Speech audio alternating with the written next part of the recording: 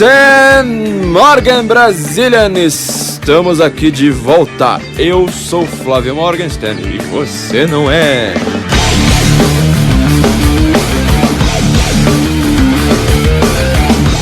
Queremos agradecer muito aos nossos ouvintes. Nesses últimos tempos nós atingimos a marca de 500 mil de ouvintes ao vivo, só no SoundCloud. 500 mil só ao vivo, ou seja, gente que não tá baixando. Obviamente vocês podem baixar, fiquem tranquilos, por favor, mas é só pra marcar, só pra deixar essa marca maravilhosa aqui de gente que ouve, vamos dizer, de uma forma mais direta, mas ao vivo. Estamos com 500 mil de ouvintes e vocês estão fazendo todo esse podcast valer a pena. Muito obrigado a todos, muito obrigado aí por toda a audição. O Senso em Comum já ficou conhecido como o site que tem aquele podcast, o Guten Morgen. Já estamos ficando famosos, as pessoas já estão nos cumprimentando na rua e ninguém nos dá dinheiro, né? Acho que é melhor a gente já fazer uma cara de pobre, sentar na sarjeta, pegar uma sopa, alugar umas moscas assim pra ficarem ao redor da gente, pra ver se a gente consegue pelo menos deixar de ficar pobre. Então, o único pedido que eu faço pra vocês agora, na verdade eu sempre faço vários pedidos, né? Mas um dos pedidos que eu faço pra vocês, não se esqueçam de assinar o feed do Guten Morgen. Isso aí é uma coisa que vai fazer muito mais propaganda pra gente do que qualquer propaganda que a gente poderia comprar se a gente tivesse dinheiro pra contratar o Washington Oliveto. Pra isso a gente vai precisar mendigar muito mais. Assinem o feed, entrem lá na iTunes, pode ser pelo seu iPhone, se você não tiver nada da Apple, pode baixar o programa iTunes e ir lá nos podcasts. Só aperta ali, ó, assinar, vai ter um botãozinho lá, assinar, você quer assinar esse podcast, assine, porque é isso que vai contar pra gente pontuar bem. Nenhum marketing, nenhuma propaganda pode ser melhor do que vocês assinarem o feed, a gente tá muito bem pontuado, ou seja, o pessoal lá perceber, olha, as pessoas realmente não querem ouvir um episódio só, elas querem ouvir vários episódios desse podcast, então tem que pontuar bem. Mais um recado. Vocês já conhecem nosso Patreon, onde você pode assinar. Nossa revista já tá saindo aí o segundo número, acho que quando esse podcast estiver com vocês, o terceiro número da revista já vai estar pronto. E também nós temos o nosso Apoia-se, apoia.c, apoia-se com S, óbvio, apoia-se, onde você pode contribuir em real e também até gerar boleto, ou seja, agora tá tudo facilitado para vocês assinarem nosso conteúdo exclusivo e estarem mais informados e com artigos um pouco mais longos, esses artigos que não cabem bem no Google, né? Não ficam lá tão bons na internet, com análises mais densas, com análises um pouco mais demoradas. Você pode baixar, inclusive, para o seu Kindle, baixar em formato PDF, EPUB, o que você quiser. Você pode ir lá no seu Kindle, ficar tudo bonitinho, já tá tudo acertado, formato MOB também, para você. Então são esses os recados. E o podcast de hoje, nosso episódio de hoje, fala sobre putaria! Esse é o melhor assunto pra gente comentar aqui no Guten Morgen. Todo mundo sempre pede isso da gente, então, atendendo aos nossos queridos ouvintes que são tão queridos pra gente, a gente vai hoje finalmente falar de putaria. Ou melhor, na verdade, o tema do podcast vocês já devem ter visto aí antes de clicar em ouvir. Por que a esquerda ama muçulmanos? E a resposta é putaria! Alguma dúvida? Bom, então, vamos então tentar entender isso de uma maneira um pouquinho mais densa. Não que tenha muita densidade nisso, né? Mas enfim. Temos duas formas de responder essa pergunta. Uma delas é uma forma política. Ou seja, se a esquerda é um movimento político, o que ela vai conseguir ganhar do islamismo? Que também, além de movimento religioso, também é um movimento político. É só você lembrar de uma frase do Ayatollah Khomeini. Eu nunca sei pronunciar o nome dele. Khomeini, não sei. Que ele fala, se o Islã não é político, não é nada. Se você entende que Dilma Rousseff, lembra dela? Alguém quer lembrar da Dilma Rousseff, por favor? Com vocês, Dilma Rousseff. J'avais un sentiment. Isso tá ruim, C'est né? très bien en français. Non. Je pense que nous sommes toutes personnes qui pensent que le monde était nécessaire qu'il se transforme, et pour le mieux, et pour la félicité des personnes, mais surtout pour opportunité égale. Je sais que les personnes sont différentes, mais je sais aussi que si vous donnez opportunité égale, les personnes se développent, se tornent, cherchent son destin d'une manière avec autoestime. E je fais un effort por vous. Bom, vocês estavam com saudade, né? Eu também não. Dilma Rousseff, essa daí, ela foi presidente desse país. Acreditem ou não. É uma coisa incrível. Não há formas de explicar isso pra alguém. É só você lembrar da Dilma Rousseff falando em francês, né? Todo mundo esqueceu que, na verdade, aquele vídeo famoso dela falando Je ne sais pas, de diplomatique, de démocratie.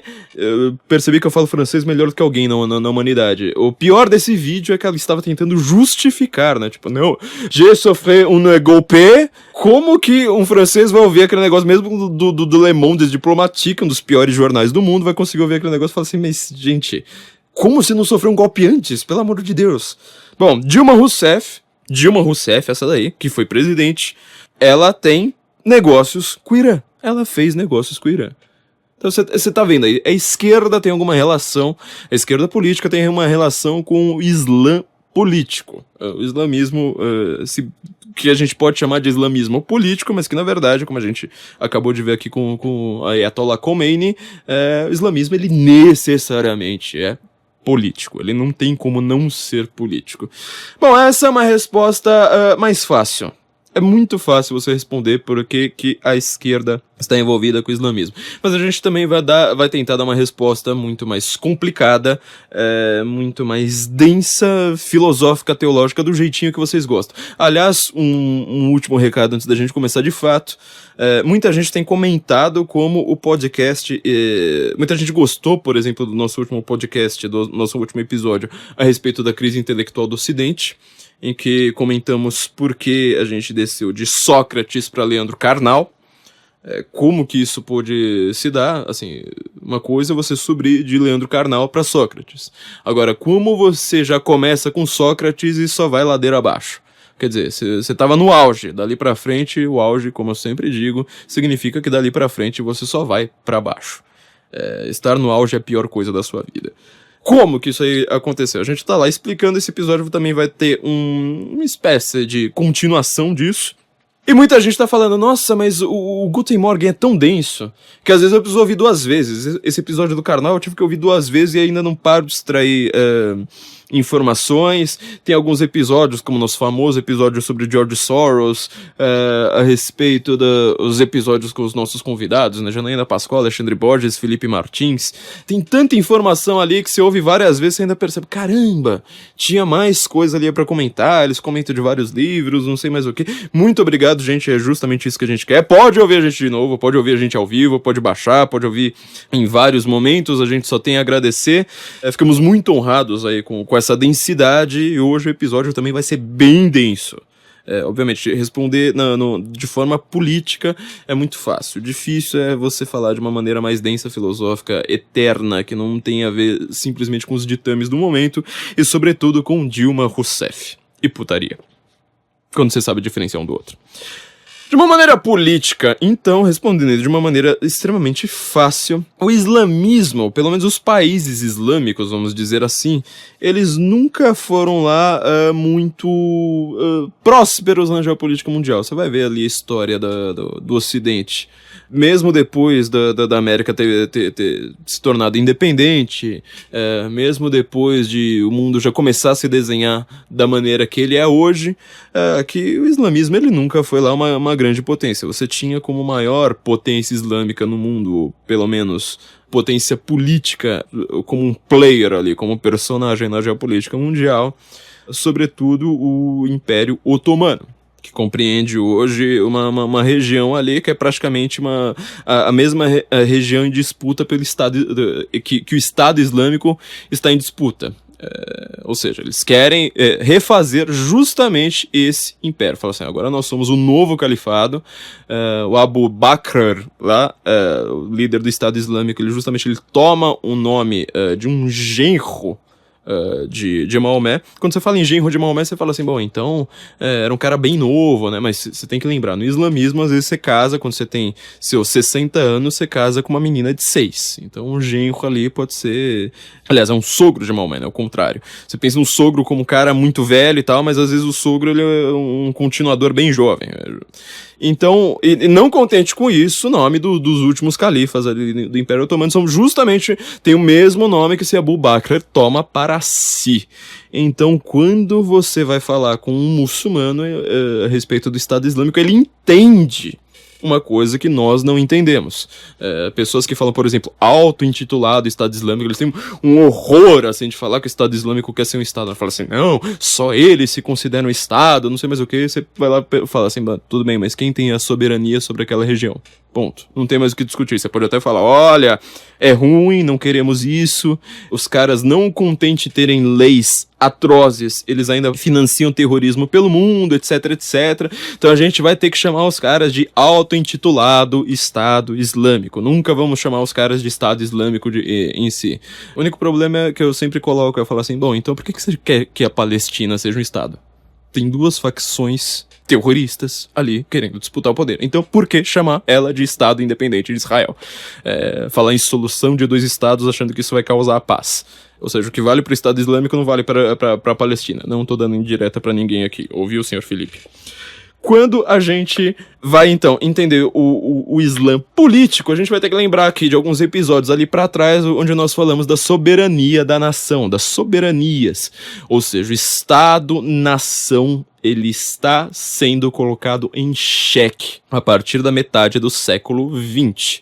A resposta que grandes governos, grandes corporações, grandes players, grandes filantropos, como são colocados, né? David Rockefeller morreu esses dias, eu só vi unicamente, a única forma em que como esse cara é chamado pela imprensa brasileira como um grande filantropo.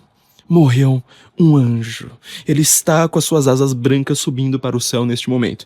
É um cara que ele quer destruir as soberanias nacionais. Ele fala isso na sua própria autobiografia, não é teoria da conspiração, não é maluquice, é ele dizendo, eu quero destruir as soberanias nacionais e criar um grande Estado transnacional com poder concentrado único nas minhas mãos, lindas e filantrópicas, pra a gente não ter mais guerra mundial. A forma de você entender o tabuleiro geopolítico mundial hoje, você só vai conseguir entendê-lo se você perceber que as soberanias estão mudando. Naquele episódio, o que nós falamos que era o grande problema? Qual que é o grande inimigo dessa tentativa de você destruir soberanias nacionais e criar um grande Estado leviatânico, gigantesco, com uma soberania nova sobre tudo aquilo? Fora todos os problemas internos dessa própria tese. As contradições, a impossibilidade factual, etc, etc. Nós definimos ali 2 grandes inimigos. O primeiro, obviamente, é a soberania americana.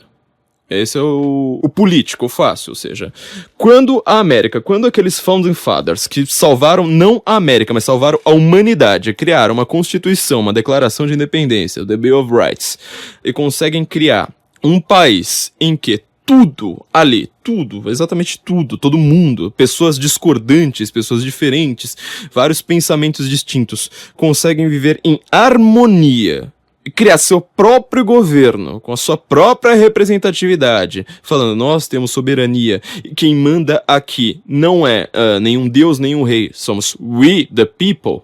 Eles salvam a humanidade inteira, justamente porque a humanidade inteira pode correr para lá. A América é uma ideia, a América não depende de etnia, a América não depende nem de você estar naquela terra há muito tempo, ela é uma ideia criada por esses Founding Fathers. Então esse é o problema político, ou seja, você prefere viver num grande estado leviatânico, em que você não vai votar em nada, e que vão ser as comissões de direitos humanos, a comissão de segurança, o secretariado de sei lá mais o que, a OMS, a Unicef, não sei mais quem, a Rede Globo, tudo, bando de gente que você nunca votou, que você nunca viu na vida, vai mandar em você prefere falar que, ó, we the people, a gente manda, A gente escolhe quem que a gente quiser até quando a mídia não quer. Até quando a mídia diz que o cara tem um cabelo engraçado e um topete ridículo. Não, nós preferimos We The People. Este é o problema político. Mas nós dissemos, naquele episódio, nós dissemos que tem um problema muito maior que a América. Israel. Não só é político, como ele também é teológico. Ele é histórico.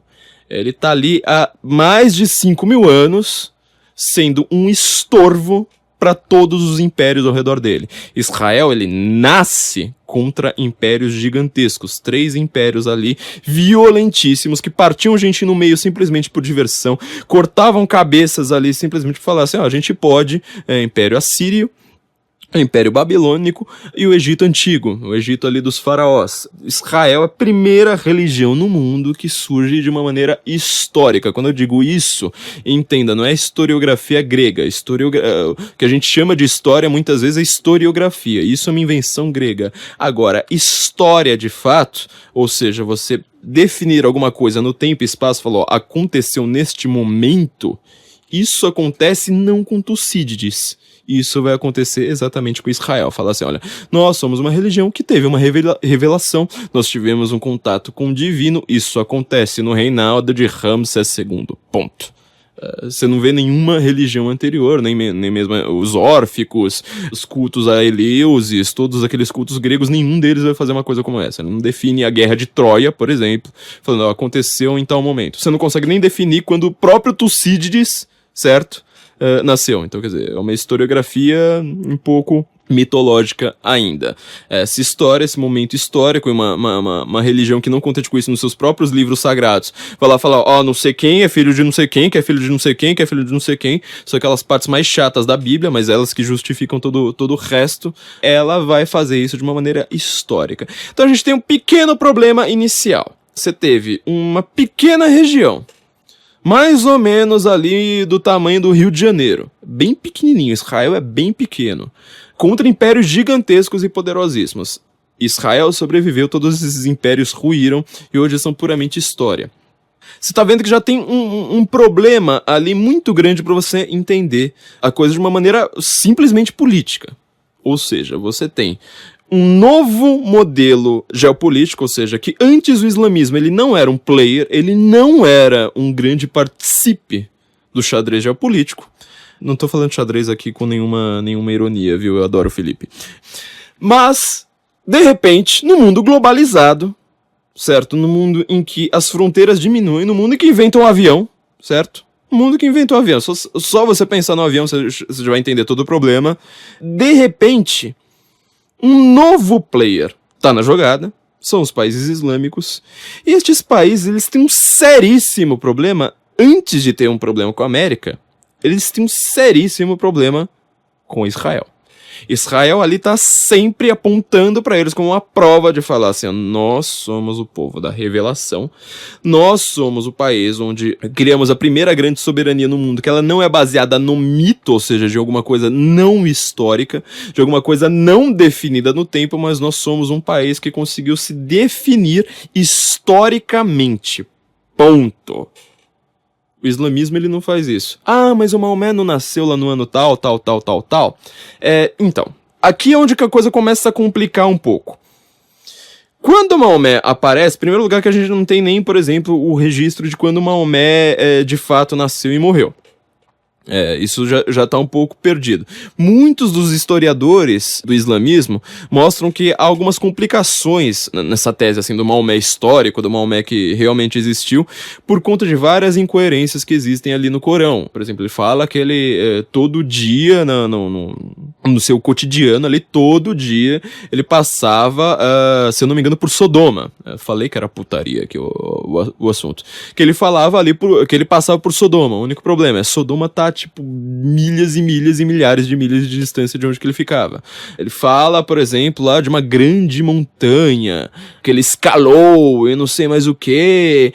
Toda a história dele assim, foi feita nessas duas grandes montanhas, né? Ou seja, uma espécie ali de cópia do Sermão da Montanha do do Novo Testamento, e que seria uma coisa extremamente importante ali para suas conquistas militares e tudo mais. O único problema é que essas montanhas são tão pequenas, mas tão pequenas, que elas ficam dentro de uma mesquita hoje. Pra vocês terem uma ideia da complicação desse Maomé histórico. Segundo problema, a gente entende hoje como é que você tem uma soberania baseada na história. Israel foi o primeiro, vários dos países, só você pensar no Brasil, a gente sabe exatamente quando ele foi descoberto pelos portugueses, etc, etc. Como você construiu o governo aqui. Então é fácil pra gente entender a soberania histórica. E a soberania mitológica? O que é o mito? A gente comentou naquele episódio, né, do livro Mitra Varuna, de como que os povos indo-europeus, ou seja, não vale pros judeus, não vale pros muçulmanos, como os povos indo-europeus definiam sua soberania. Ou seja, você tem um mito perdido no tempo.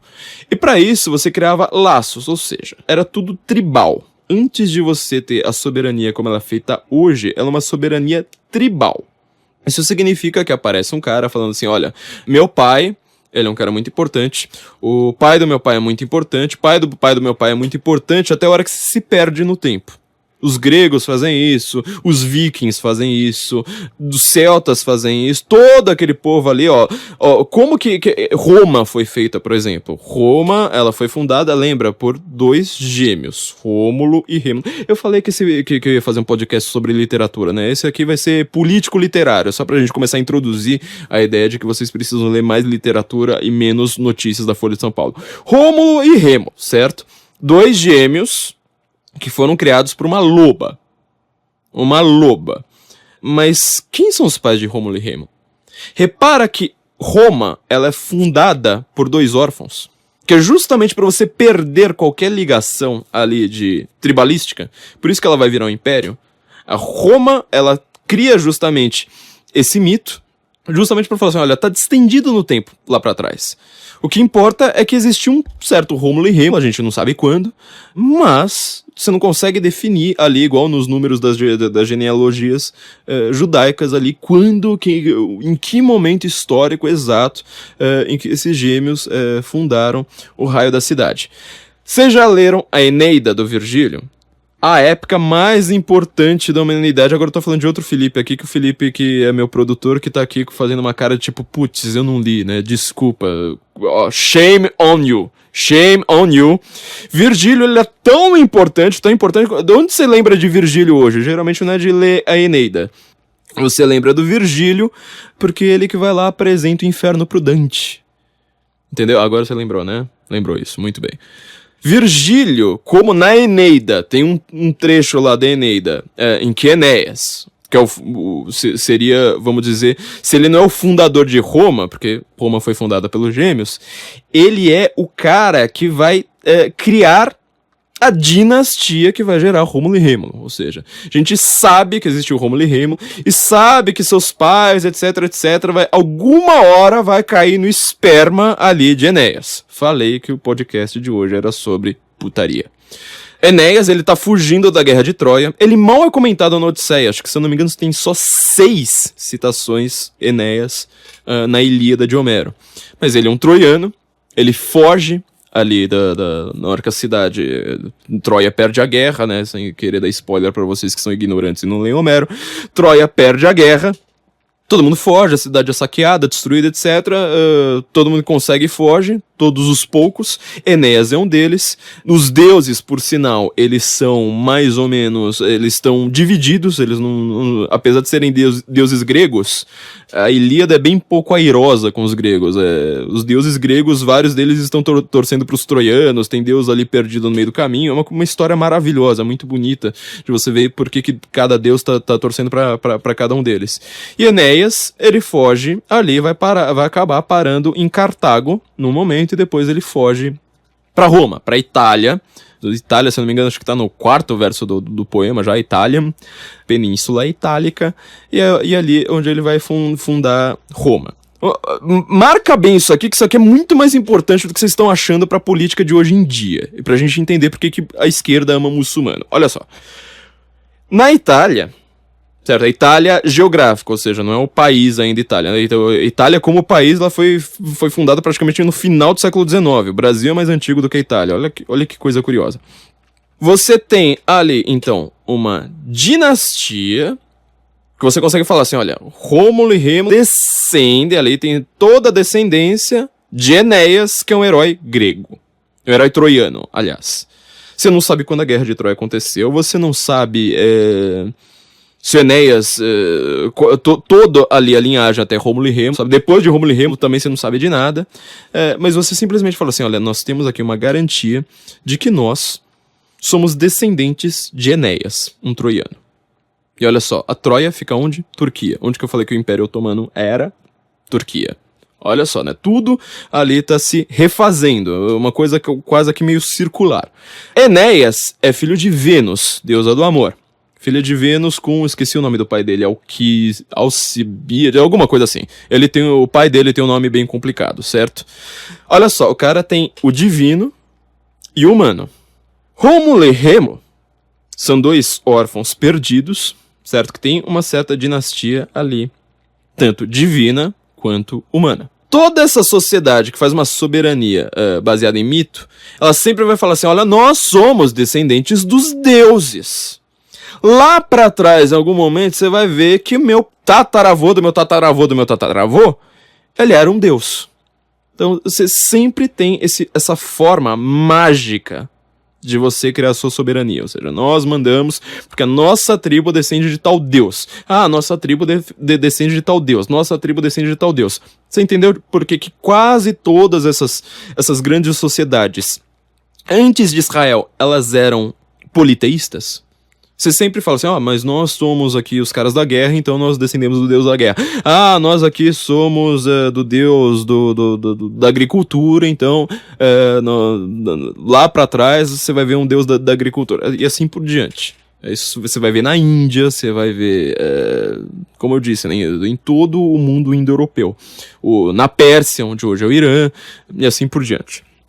Bom, Rômulo e Remo, eles são descendentes da deusa do amor, não é só de uma deusa, da deusa do amor, certo? Em algum momento ali pra trás são descendentes da deusa do amor. Roma, então, ela tem o amor dentro de si, e também são descendentes, de certa forma, no modo humano, no modo terráqueo, no modo realidade factual, só que não pontuada no tempo. Inclusive, línguas como o grego, eles têm exatamente um tempo verbal justamente para falar de algo não pontuado no tempo. Tempo auristo, 2 tempos, inclusive. É dificílimo de você entender isso na gramática. Você vai ter também eles dois sendo descendentes de uma loba. Lupa, em latim, você pode até ouvir assim bem. Lupa é uma boa palavra para você falar puta. Então quer dizer que Roma, ela é fundada de uma maneira quase análoga, tentando ser análoga, vamos dizer assim, né? Não é que ela tá tentando, mas assim, acaba funcionando como uma tentativa meio análoga de você criar uma dinastia de como Israel, ou seja, Israel é revelado por Deus, só que quem cria as leis de Israel são os homens. Então, toda vez que você vê aquela discussão de ateu na internet, mas no Deuteronômio, no Levítico, permite a escravidão, permite apedrejamento. Mas peraí, isso não é lei de Deus, isso não é lei revelada. Ele simplesmente fala assim, olha, eu estou dando o direito para vocês de criarem suas próprias leis. O mundo islâmico é assim? Já vai começando a perceber o problema, né? Em compensação, em Roma, você tem a descendência tanto divina da deusa do amor, quanto de uma puta. Olha que coisa curiosa, porque isso é uma boa metáfora, né? Lupa, puta, você começa a entender o problema. Então, não só a gente consegue perceber, então, que Roma, ela é fundada por 2 filhos da puta. Isso não é brincadeira, é a coisa mais séria do mundo. Você não consegue entender Eneida sem entender isso. Tá logo ali no comecinho da Eneida, ele tá falando, o cara que ele vai fundar a Itália. Por que nós somos o que somos? Nós somos o que somos por causa de Rômulo, Remo, Enéas, toda a aventura ali que ele sofre na Eneida, e por causa de Vênus. Então, assim, Roma, ela tem tanto o amor mais alto, elevado, divino, transcendente, que não está nesse mundo, quanto a forma mais baixa de você ter um sexo desmoralizado, puramente carnal. Você consegue... Carnal, né? Falei uma palavra meio complicada, mas tudo bem. Carnal. Você consegue, então, perceber que Roma, de Rômulo e Remo. A Silvio Berlusconi, ela não parece ter mudado muito. Você consegue ali ter o amor, a coisa mais sublime e elevada, quanto a coisa mais baixa. Por que Roma é importante pra gente entender o mundo islâmico? O mundo islâmico, na hora que ele aparece, você vai ver lá no Corão qual que é o grande inimigo ali de Maomé. O que ele vai falar assim, ó...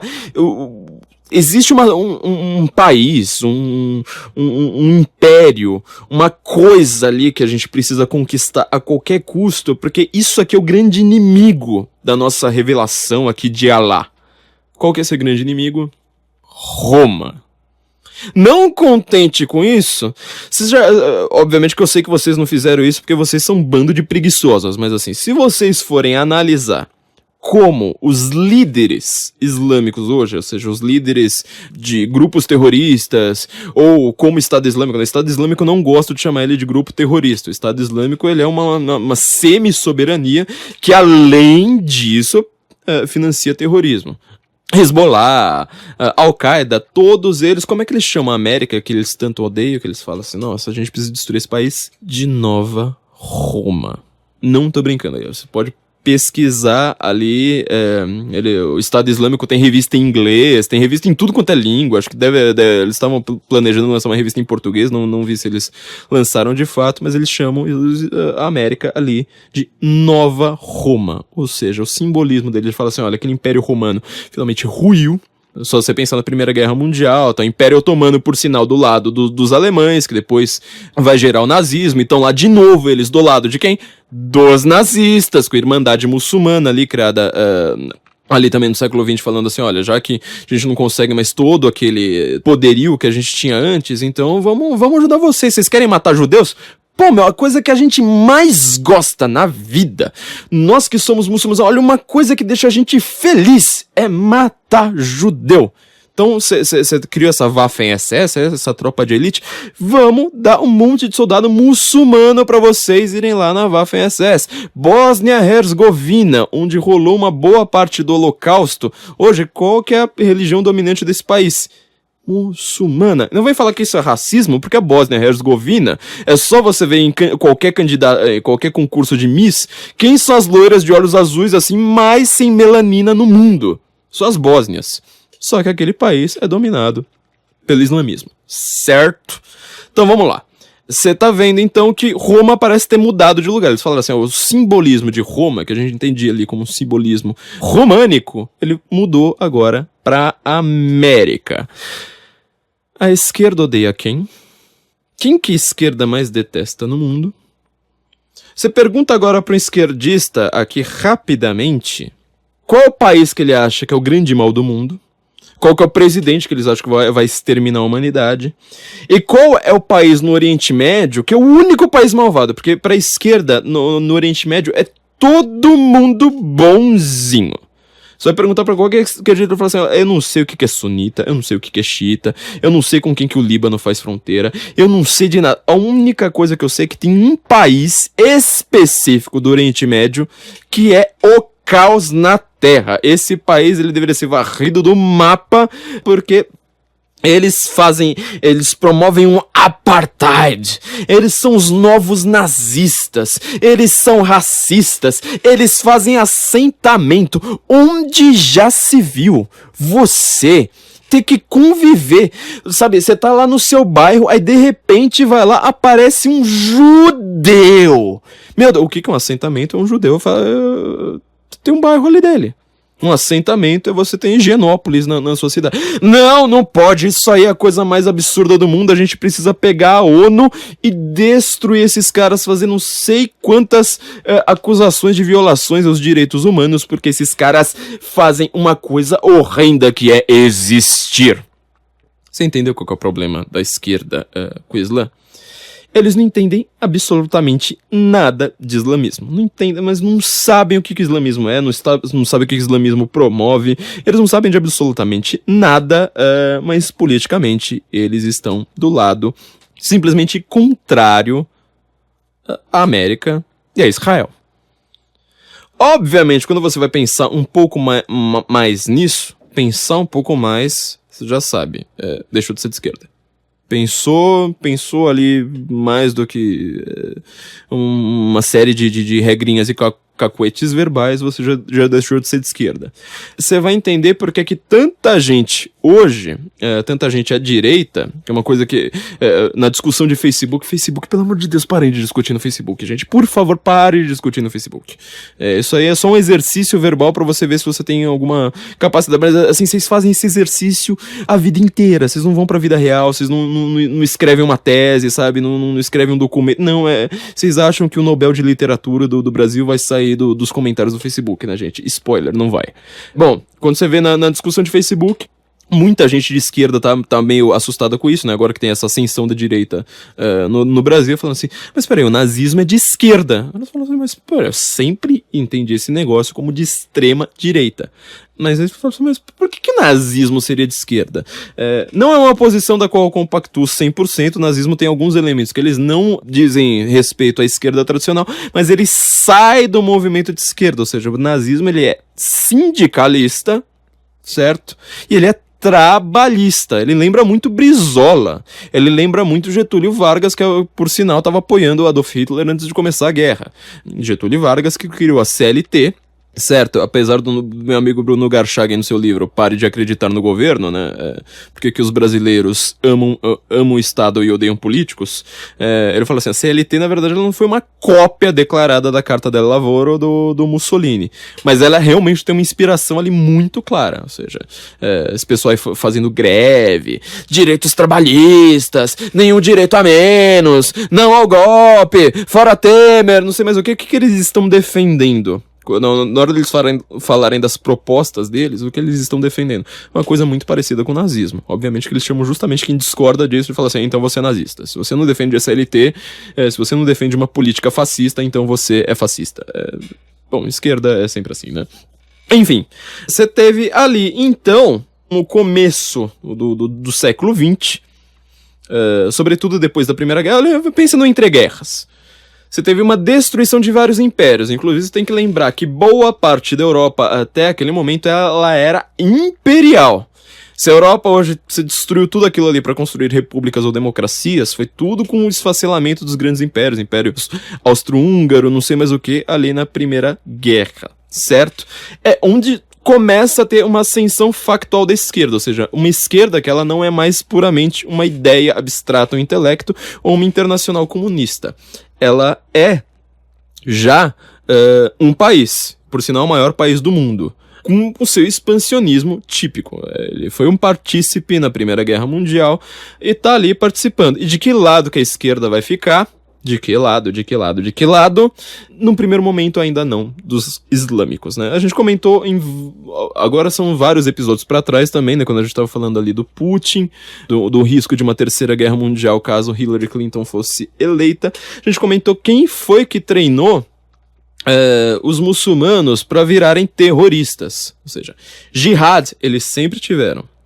Só que a guerra que eles faziam era uma guerra aberta. E por isso você não teve tantos enfrentamentos da Europa, vamos dizer, mais distante dos países islâmicos, até o século XIX ou até metade do século XX, com muçulmanos. É acabar a Segunda Guerra Mundial, com o que resta dessa tentativa imperial, dessa tentativa de soberanias gigantes, simplesmente esfacelar tudo, falar assim, olha, agora tá cada um por si e agora tem avião no mundo, você vai ver um grande treinamento russo, a gente falou isso no livro Desinformação, dos livros que a gente mais cita e recomenda no Senso em Comum, do Mihai Pacepa, que ele era um dos chefes da inteligência romena no comunismo, hoje um dissidente, inclusive fala da Dilma Rousseff no livro dele, eles treinavam os islâmicos para falar assim, bom, vocês querem fazer jihad? Vocês não precisam agora invadir a Espanha e depois serem expulsos, invadir a França e depois chegar o Charlie Martel lá e dar um cacete em vocês. Vocês não precisam mais chegar ali aos portões de Viena e ver que aquela cidade tá ali gritando, nós somos cristãos, vocês são muçulmanos, vocês caiam fora daqui. Ou o melhor caso de todos, que esse pra mim é pelo menos o mais divertido. Vocês não precisam ser turcos, certo? Turcos. Chega lá num cristão ortodoxo, chamado Vlad Tepes, e fala assim, ô cidadão, a gente tá querendo islamizar aqui geral, certo? A gente vai islamizar tudo, vamos islamizar os Balcãs, lembra do que eu falei da Bósnia-Herzegovina? Não, eles conseguiram depois. Vamos islamizar aqui toda a Romênia, vamos islamizar tudo ali, e na hora que você chega lá, na cara do Vlad Tepes com as suas tropas, o que é que você encontra? Mais de 1 quilômetro de postes com islâmicos empalados. Empalado, você sabe o que é, né? Um poste, praticamente, né? Uma viga gigantesca de madeira que entra pelo ânus e sai pela boca. Então você imagina como é que era para os turcos tentando islamizar a Europa naquele momento e dar de cara com um cidadão desse que inclusive vai criar a lenda do Drácula, né? O Drácula, ele é baseado no Vlad Tepes, até o Drácula de Bram Stoker, tanto o filme quanto o livro, apesar de serem bem diferentes, eles são baseados nessa ideia de que o Vlad Tepes, ele era um vampiro até, né? Você vê como é que isso assustava os cristãos. Só que, além de assustar os cristãos, assustava ainda mais os muçulmanos, que era quem tava ali do lado de fora falando, nossa, mas é isso que vai acontecer com a gente se a gente tentar islamizar geral aqui, né? É meio complicado. Depois de tudo isso, certo? Eu tô dando muitas voltas, mas é pra vocês ficarem mais inteligentes e vocês ouvirem bastante o podcast depois falando, eu não entendi aquela parte, volta. E aí vocês ouvem de novo, e vocês ouvem de novo, e vocês ouvem de novo, né? É genial isso aí. Quando termina a Segunda Guerra, certo? Quem vai começar a falar assim, olha, quem pode ser uma força anticapitalista no mundo são justamente esses caras que eles tentaram invadir a Europa de todas as formas e não conseguiram. Agora a gente vai ensinar eles a fazer um outro tipo de jihad. Você não precisa mais bater ali nos portões de Viena, você não precisa mais bater ali na casa do Vlad Tepes, você não precisa mais ser expulso da Espanha, de Portugal, da França, ou de onde mais você tentou invadir. Você vai simplesmente falar assim, olha, sequestra um avião. Sequestra um avião. Ali tem outra coisa que a esquerda também adora, né? Bandido. Se a esquerda gosta de alguma coisa, é bandido, sequestrador de avião. Ele vai falar, é tudo culpa do social. É tudo culpa da falta de oportunidades do capitalismo. Teve até uma assessora do Obama, agora esqueci o nome dela, esqueci até o cargo dela, mas era alguém importante na administração Obama, que ela soltou uma frase maravilhosa. Ela falou assim, qual que era a política do Obama e da Hillary, né, como secretário de Estado dele, contra o Estado Islâmico?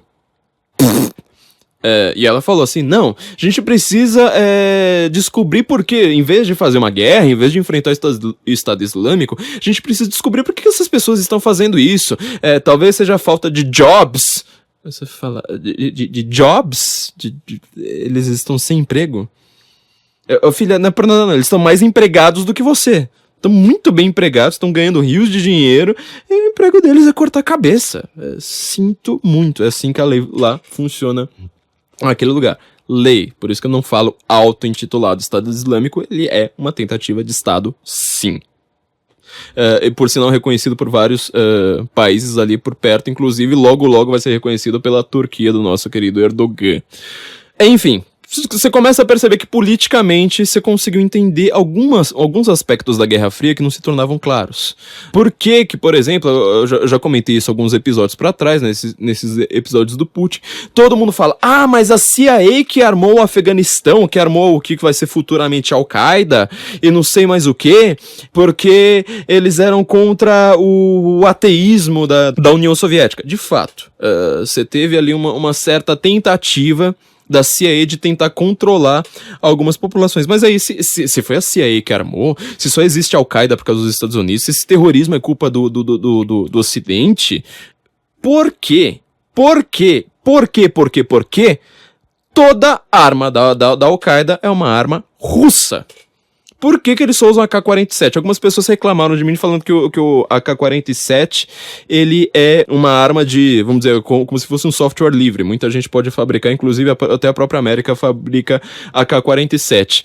Eu vou deixar isso para um próximo episódio, mas mantenha essa informação também na sua cabeça. Eles têm sim armas russas, quase todas as armas deles são russas. Quando eles têm armas americanas, que é uma raridade, muito raro, é quando eles roubam da América em combate, certo? Acho que isso aqui é razoavelmente suficiente pra você entender por que a esquerda ama muçulmano, sendo que os dois são tão opostos, né? Quer dizer, a esquerda é tipo, sexo livre, nós somos ateus, tirem os rosários dos meus ovários, vamos fazer parada gay, vamos criticar a transfobia, vamos não sei mais o que, e por sinal, refugees welcome. O que os refugiados querem é justamente, tipo, matar todo mundo que escape a isso. Então, quer dizer, A esquerda, ela é baseada em alguns cacuetes muito fáceis, ou seja, existe explorador, existe explorado. Simples, acabou. Ok, então você defenda o explorado. O único problema é, como eu disse, você tentar entender quem é o opressor, quem é o oprimido, é muito mais difícil do que parece. Um único motoboy em uma única avenida, ele consegue passar de opressor a oprimido mais ou menos umas 30 vezes, certo? Isso só na ida. Então você tentar fazer essa dicotomia fácil, falar assim, olha, a América, ela é opressor, logo o refugiado islâmico é oprimido, não funciona. Você vai ver que o mundo real ele é muito mais complicado do que isso. Tem gente pobre que mata gente rica, tem gente, enfim, graus de sorte, de ações, isso aí é uma coisa extremamente variegada no mundo. Você não consegue tentar explicar tudo desse jeito. O marxismo, ele não funcionou na economia. Meus amigos liberais e sobretudo os libertários, eles vão escrever milhões de vezes, tipo, eu vou refutar Marx, eu vou refutar Marx, eu vou refutar Marx. Bom, qualquer marxista sabe que Marx não serve pra nada na economia. Em compensação, na hora do discurso, na hora da cultura, na hora de você ter uma interpretação para o mundo, você vai ver que eles continuam sendo 100% marxistas. Não importa o quanto você refute, do tipo, situação na Síria, não, são todos oprimidos, aquilo ali, eles estão fugindo, na verdade, de uma guerra, coitadinhos, então a gente precisa aceitar em top América, em top Europa de muçulmano, que você vai ver que tudo vai ser lindo, porque a gente precisa de um mundo de fronteiras abertas. Realmente, você vai pra Londres ali, depois de 10 anos com isso acontecendo, você vai ver que não aconteceu nada com a cidade. Realmente, assim, mesmo que você contenha todos os atos de terrorismo, não, a cidade tá idêntica, né? Não teve nenhum problema. Sei. Bom, este é o lado político, então. Só que esse lado político você vai ver que ele é negativo. Ou seja, a esquerda ela nem sabe o que o Islã defende, ela não sabe o que o muçulmano pensa, não sabe o que o muçulmano pensa a respeito dela própria, mas ela está lá defendendo por uma negatividade, ou seja, temos um inimigo comum, o inimigo do meu inimigo é meu amigo, e a gente está aqui lutando de braços abertos, falando se esses caras querem destruir a América, se esses caras querem enfiar 2 aviões nas Torres Gêmeas, então são esses caras que eu preciso defender, porque eles são lindos com suas barbas. Vamos agora para um lado um pouquinho mais complicado. A gente tem pouco tempo, mas mesmo assim vamos dar uma introdução a isso. Logo a gente vai lá, vai aprofundar essa questão. Você tá vendo que o islamismo, ao contrário da nossa visão judaico-cristã, eu não tô falando que você precisa ser judeu ou cristão, mesmo porque até esses dois termos juntos, eles são meio estranhos, né? Isso é um esquematismo verbal histórico que a gente coloca numa realidade que ela não tem nada de judaico-cristã. Ela ora é judaica, ora é cristã, mas nossa visão, mesmo que você seja o ateu mais chato da internet, lendo Richard Dawkins o dia inteiro, a sua visão é judaico-cristã. Ponto. A sua visão não é uma visão islâmica, ou seja, você não acredita que as tribos que existiam ali na Arábia, elas descendem de um deus. Que a sua noção de soberania, ela não depende de laços tribais. O islamismo, ele pegou uma Arábia completamente politeísta e manteve isso aí. O laço tribal lá permanece. Certo? Por que eles têm algumas regras, algumas leis penais, que você pode reparar que elas não são urbanas, elas são de deserto, ou seja, por que apedrejar mulher? Você pode causar mais dor a uma mulher, infligir assim, uma pena muito mais dolorosa com outros meios. Mas no deserto, o único jeito que você tem pra você conseguir fazer isso é enterrando e apedrejando. Eles querem fazer isso até hoje mesmo em grandes cidades, mesmo em Teherã. Certo? Que Teherã, como eu já disse aqui várias vezes, é uma cidade indo-europeia, né? Eles são persas, falam farsi, não falam árabe, inclusive eles têm uma grande admiração por Adolf Hitler. Pensa agora no que eu acabei de falar ali dos muçulmanos com o nazismo. Eles têm uma grande admiração por Adolf Hitler, falando, nós também somos uma raça pura. Nós somos xiitas, não nos misture com essa gentalha árabe que é sunita. A diferença entre xiita e sunita, como a gente sempre também repete aqui, não é uma diferença teológica racional, é uma diferença tribal, uma diferença de poderio. Eles falam, nós somos brancos, lembra da National Geographic lá, né, apesar da menina ser, se eu não me engano, afegã, mas também vale pros persas da mesma forma. Eles vão falar assim, olha, vários de nós temos olhos verdes, olha só que coisa linda, nós somos uma raça pura, ao contrário desse bando de islâmico de meia pataca, que são esses sunitas, né, apesar dos sunitas serem 85% dos muçulmanos no mundo. Tá, então vamos ver a análise teológica. A análise teológica que vai lá para esse tribalismo lá para trás. Você já reparou que Alá, ele, ao contrário do Deus cristão, ele não faz Deus à sua imagem e semelhança? Não, né? Porque você não leu o Corão. Tudo bem, mas tudo bem. Vamos lá. Alá não faz isso. Não só não faz isso, como ele não permite ser visto. Alá, ele não tem aquela forma, vamos dizer, uma imagem discernível ao ser humano, uma imagem captável ao ser humano. Como é que o anjo Gabriel se apresenta para Maria no Novo Testamento? Vai lá, se apresenta e fala assim, Maria, não tenha medo. Maria olha para ele e fala assim, como isso é possível? Já quando o anjo Gabriel aparece para Maomé, para fazer a sua revelação, Maomé está em transe. Está completamente... Ele sai da sua racionalidade, certo? Fica completamente amalucado, sai em transe. Porque Alá não fala na linguagem do homem. Alá, ele não é discernível, ele não tem uma imagem humana normal. Então, quando o anjo Gabriel faz a revelação de Alá para Maomé está completamente em transe. Dá a impressão que é simplesmente um detalhe narrativo, né? Isso aí faz toda a diferença no mundo. No mundo. Para começar, a esquerda, ela tenta entender a religião de uma maneira racional. Ela tenta entender soberanias, ela tenta entender questões complicadas da humanidade de uma maneira racional ou de uma maneira esquemática. Você vai falar assim, bom, se é esquemática, ela é racional. Só que se ela é esquemática, ela é um reducionismo. Reducionismo é uma forma fraca de você entender, tipo opressor oprimido. Obviamente, né? Só você pegar um pobre, mandar ele enfiar uma arma na cabeça de um rico e falar assim, quem que é o opressor e oprimido da cena? Muito complicado, né? Quando você tem essa forma fraca de entendimento da realidade, você está simplesmente falando assim, olha, nós estamos aqui igualzinho os islâmicos, nós estamos destruindo uma cultura que a gente detesta, uma civilização judaico-cristã, as culturas locais, estamos destruindo tudo isso com um inimigo comum. Só que quem é que entra com uma explicação forte, mais forte do que seu esquematismo, para dar um sentido para sua vida? Sentido pessoal até mesmo. Você pode ser o comunista que você quiser, alguma hora você vai querer ter um sentido individual. Fala assim, olha, a minha vida depende de tal coisa. Você tá vendo qual que é o problema. Segundo lugar, esquerdista adora maconha, adora entrar em transe também, né? O esquerdista, ele não entende algumas questões extremamente fortes e importantes da humanidade em termos racionais. Ele entende em termos sentimentais do pior sentido da palavra possível. Ele entende como vontade. Lembra que a gente falou que a explicação para a esquerda adorar tanto muçulmano, ela é a putaria? Não é brincadeira, é sério. Pensa.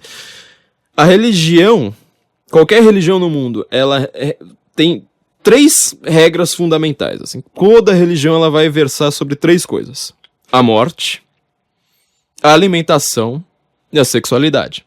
São os temas fundamentais de toda religião no mundo.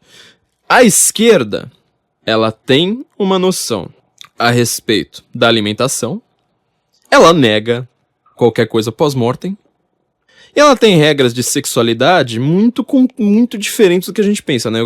Quem já leu meu livro já sabe disso. Marx, ele tem uma visão da sexualidade de uma maneira completamente, vamos dizer, a sexualidade, ela serve para o fim do social, ou seja, você tem filhos, a família ali, aquela coisa de infraestrutura, superestrutura dele, serve para proteger a propriedade. certo? Então você só tem filhos para você manter a propriedade ali. De novo a questão da dinastia, né? Da continuidade.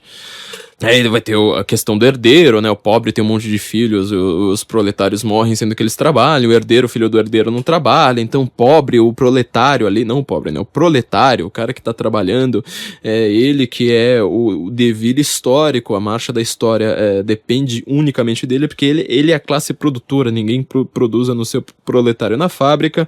No final das contas, o que ele propõe ali no Manifesto Comunista, você nem precisa ler aquela chatice do Capital, é que as famílias sejam estatizadas. Ou seja, você vai ter filho na hora que você precisar ter filho.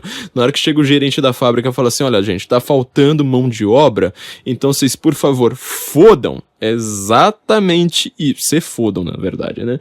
É exatamente o que o Marx pretende, ou seja, toda a sexualidade tem que ser regida pela fábrica. O que o islamismo propõe? Propõe também, agora, uma explicação a respeito da morte, do tipo, se você for uma pessoa bondosa, se você matou bastante judeus, se você cumpriu todas as suas obrigações, etc, etc, você vai ter um paraíso com 72 virgens. Reparem, 72 virgens, ou seja, até espiritualmente ela precisa ter um ímã, sabe, pra você falar assim, olha, ninguém profanou ela na sua frente, vai ser mó gostosinho ali pra você, certo? Vai ter sangue jorrando pra tudo quanto é lado, e essa é a visão do paraíso muçulmano. A visão do paraíso muçulmano é sexo o tempo todo. Recentemente, alguns clérigos, se eu não me engano, na Arábia Saudita, estavam descrevendo o paraíso muçulmano, não é brincadeira, eles estavam descrevendo o paraíso muçulmano para um grupo de terroristas, falando, lá, não contente com isso, o ímen é refeito a cada relação e você tem uma ereção eterna. Não tô brincando, isso aí acontece, você pode procurar no MEMRI, que é o Centro de Estudos do Oriente Médio, né? Eles pegam todas as notícias do Oriente Médio e traduzem, né? MEMRI. Então você tem ali o islamismo regulando a alimentação também, regulando a sexualidade de uma maneira muito clara, de uma maneira muito mais factual. A maneira da sexualidade do Marx, você pode ver que ela sempre precisou ser revista. Ela não conseguiu ser aplicada em lugar nenhum no mundo, a não ser a Coreia do Norte. A Coreia do Norte é o único lugar do mundo em que o marxismo é aplicado a sexo. Você pode reparar que todo marxista posterior a ele ficou revendo. Wilhelm Reich falou que o homossexualismo, como Marx, né? O homossexualismo, ele é desvio capitalista. Na hora que a gente acabar com o capitalismo, não vai todo mundo ser corretamente hétero. Olha só, né? Tudo a ver com o mundo que a gente tá vendo hoje. Só que ele propõe a revolução sexual, sabe? Tipo, não, agora é sexo livre. Mas hétero. Sexo livre! Eu não sei mais o que. Agora a gente precisa tirar as amarras ali do sexo. Mais hétero. Aí aparece hoje o movimento feminista, por exemplo, que é um movimento completamente marxista, ou seja, o que o feminismo defende? Como geral, ele defende prostituição? Você não sabe, cada hora uma feminista é radicalmente uma coisa ou radicalmente outra, ela nunca vai ser moderadamente uma coisa ou outra. Ela defende pornografia? Você também não sabe, porque pode ser objetificação. Ela defende... Você não sabe de nada, ela defende a maternidade livre? Não, nada disso é claro. A única coisa que você vai falar assim, ô feminista, dona feminista, vem aqui. Existe uma coisa que um homem está fazendo e uma mulher está fazendo. Ah, então o homem está errado, entendeu? Porque é opressor e oprimido. É de novo isso, cacuete esquerdista. Se você quiser virar esquerdista, eu te ensino a virar esquerdista em 1 minuto. Enxergue o opressor e o oprimido, defenda o que você acha que é oprimido e não pergunte mais nada. Você vai se contradizer loucamente o tempo todo. Já no islamismo, certo? Você está oferecendo uma forma de você ter uma certa regularidade na sexualidade muito mais adequada, ou seja, você tem 4 esposas, certo? A mais velha, logo ela vai fazer bolo. A do meio, a segunda mais velha, ela vai ser uma espécie de governanta da casa, certo? Ela vai cuidar ali das outras, inclusive. E as 2 novas são, tipo, sexo puro e diversão gratuita ali o tempo todo. Quando você... Tá vendo, né? Meio impressionante. É que todo mundo acha, na verdade, que no islamismo... No islamismo é assim, tipo, ah não, você tem 18 anos, você casa com 4 esposas iguais. Não, você tá louco, maluco? Você vai casar com uma. Na hora que você estiver lá com seus 30, aí você casa com outra, que tem a 15. Na hora que você estiver lá com seus 40, você casa com outra, que também tem a 15, entendeu? É gradativo, cada uma tem uma função. Cada esposa ali, ela tem uma função, você tem uma regulação da sexualidade muito maior. Por isso eu digo, se você é esquerdista hoje, meu filho, amanhã você tá fazendo o Ramadã.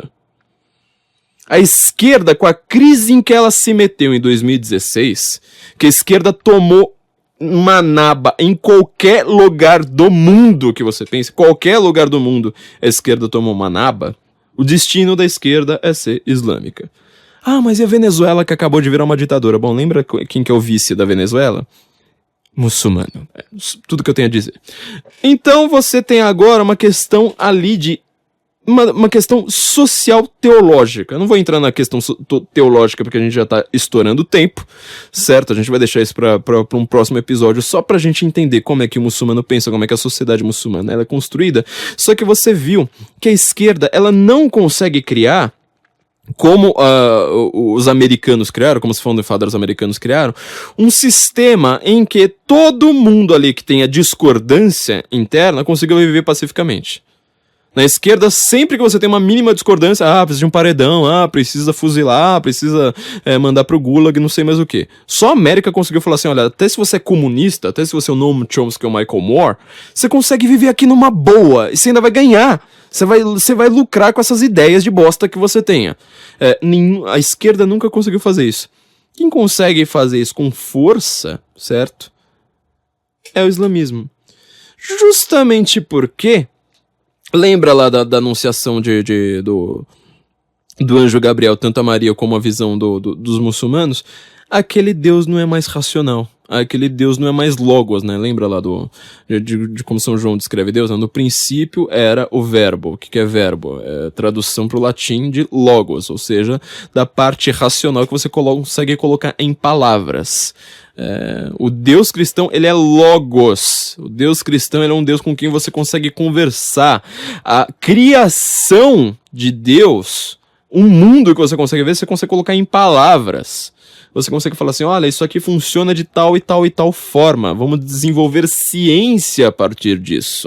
Apesar de todo mundo achar que ciência ela é um oposto, a teologia, uma depende da outra. Você só consegue colocar isso em palavras porque alguém um dia foi lá e falou assim, olha, tá vendo? Este Deus é logos, filho. Esse Deus é racional. O mundo, ele consegue ser colocado em equações. O mundo, ele consegue ser descrito em palavras. Se faltarem palavras, quem deu poder para você usar palavras? Foi o Deus cristão ali, olha, ele tá no Gênesis no capítulo 2 de Gênesis, logo no comecinho, se eu não me engano, versículos 17 e 18, ou talvez 19, não lembro agora de cabeça. Deus dá o poder pra Adão e fala assim, olha, Adão, tem um monte de bicho aí, nomeie. Você que inventa as línguas, você que inventa os conceitos, você que vai recortar do tecido da realidade, conceitos os quais você vai trabalhar. Você tem uma capacidade de apreensão da realidade única. No islamismo isso não acontece. No islamismo, Deus vai lá e fala assim, olha, eu acabei de criar o homem. O Alá aparece e fala assim, eu crio o homem. Os anjos vão lá e falam assim, mas por que você criou esse cara que só vai te deixar puto da vida? Aliás, você fica puto com qualquer coisa, mas por que você criou esse cara que só vai te deixar puto da vida, senhor Alá? Aí o Alá fica lá todo nervosinho, óbvio, pra variar. Vocês são sabichões, né? Vocês acham que vocês manjam. Sura 2, tá? Essa história tá lá. Vocês acham que vocês são sabichões, né? Então, afasta os anjos, pega os animais, cria lá os animais, vira lá pros anjos e fala assim, seus anjos, quais são os nomes desses animais aqui? Aí os anjos falam, senhor Alá, o senhor que criou todas as coisas, o senhor que sabe tudo, sabe que nós não sabemos os nomes dos animais. Aí ele falou assim, é? Então vocês aprendam quem é que sabe das coisas aqui, não vem mexer o saco porque eu criei o homem, entendeu? Aí os anjos falam, tá bom.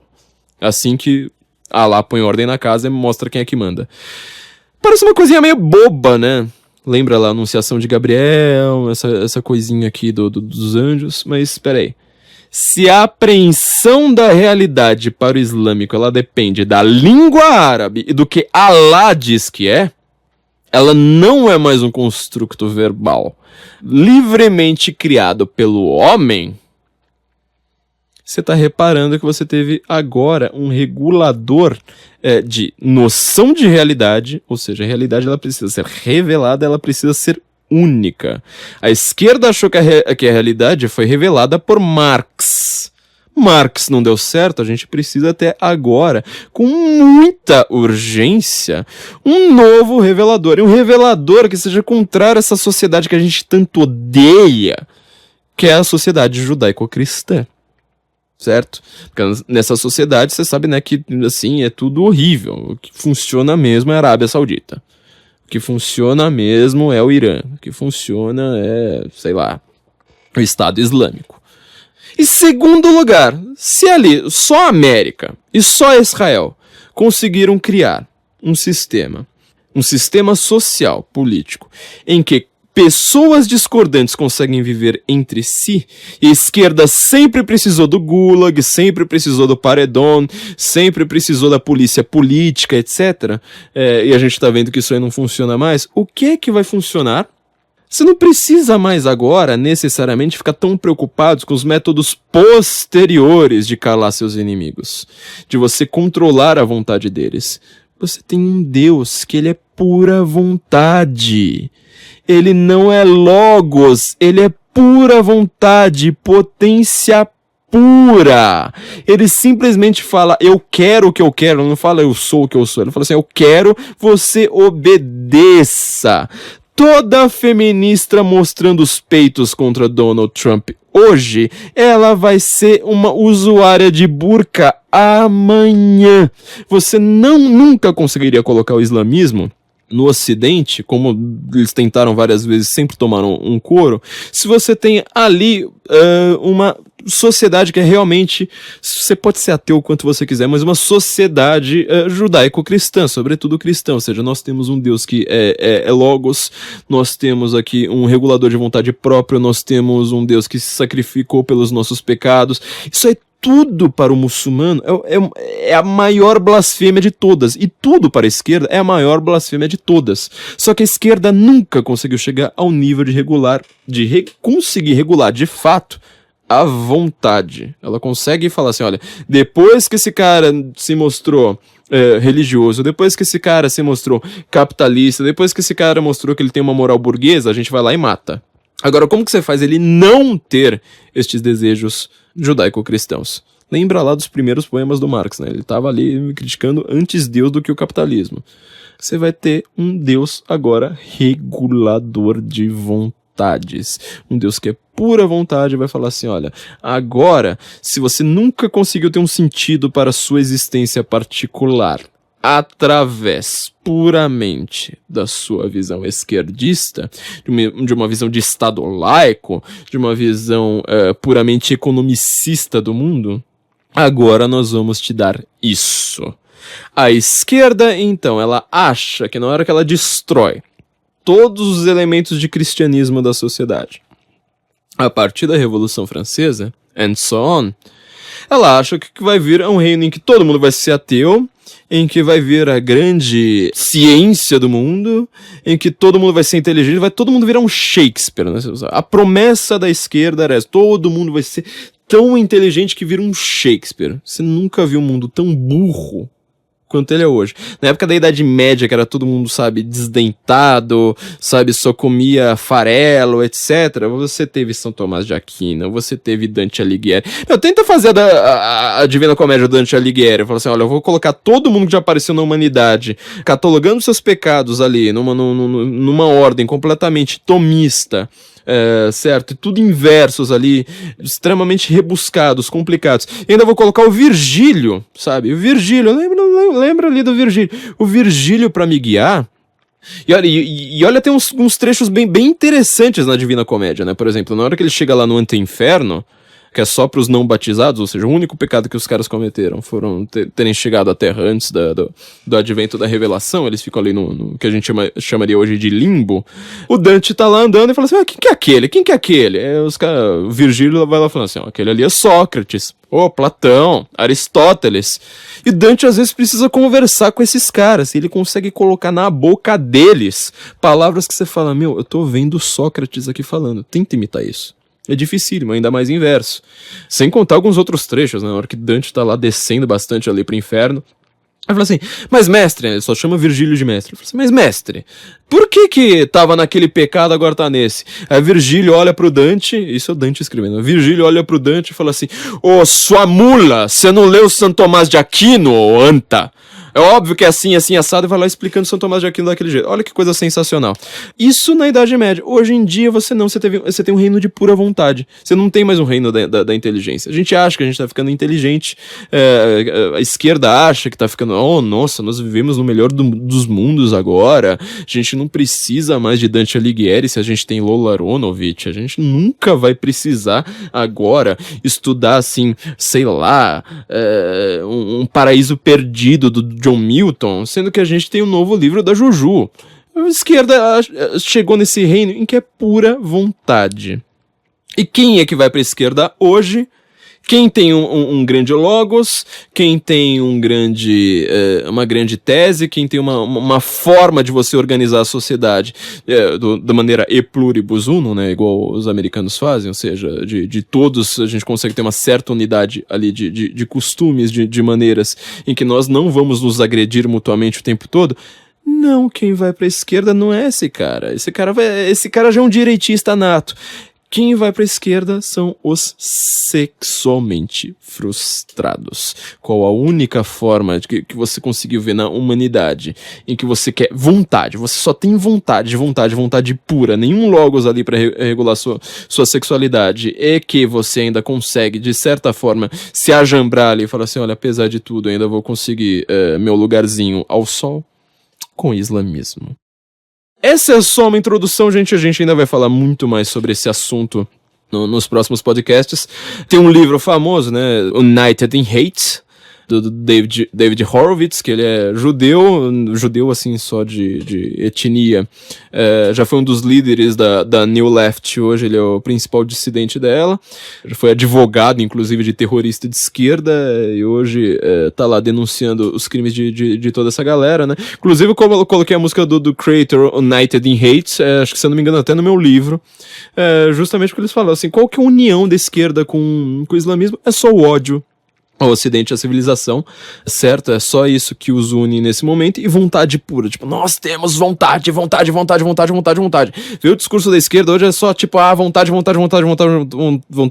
A Glaze Hoffman lá prometendo greve sexual, é justamente greve de sexo dela, é justamente falar assim, olha, já que vocês têm vontade, então a gente também, de vez em quando, a gente tem um poder sobre a sua vontade, e no final das contas, islamismo, os muçulmanos e a esquerda, tudo que eles conseguem ter hoje é vontade. Gente, nós voltamos na semana que vem, agora a gente tá acertando o site, tô voltando de férias de fato e com efeito agora. Eu estava na Paraíba na semana passada, por isso não tivemos podcast, mas nós vamos aprofundar este tema, comentar mais de alguns livros interessantes, e vamos analisar de novo o que está acontecendo no mundo de uma maneira que seja com um novo mind frame aí, para vocês entenderem melhor, sem ser com aquele discurso tosco da mídia que nunca acaba explicando nada. Vai sempre ter lacunas, a gente está aqui para justamente falar assim, olha, então vamos pensar tudo de outra forma para a gente conseguir acertar sem lacunas, estudando de fato. Muito obrigado a todos de novo, muito obrigado aí pelo 500 mil de audições, vamos dizer, ao vivo. Não se esqueçam de assinar nosso feed, pode baixar lá o iTunes, onde quer que vocês estejam, o aplicativo podcast, não importa por onde vai lá, assina, fala, feed tá aqui, assinado, e deixa um comentário também, faz tempo que vocês não deixam nenhum comentário ali na iTunes, em nenhum lugar, vão lá, deixam seus comentários, podem falar o que vocês quiserem, porque vocês têm vontade regulada também, né?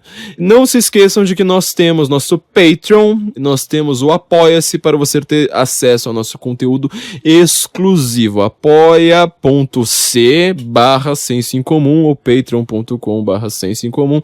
É como você pode contribuir para nós continuarmos com esse trabalho e vocês terem informações que vocês não vão ter na grande mídia, inclusive enquanto vocês agora estão dirigindo, malhando, tomando banho ou matriculando a molecada na natação, para vocês ficarem inteligentes nestes momentos também. Então nos assinem, entrem lá no site da Panela Produtora, pané.lá, essa produtora tão maravilhosa que tanto me tolera, é o endereço mais legal do mundo, sem ponto com sem nada, e nos ouvimos então na semana que vem. Guten Morgen, Brasília. That's great, it starts with a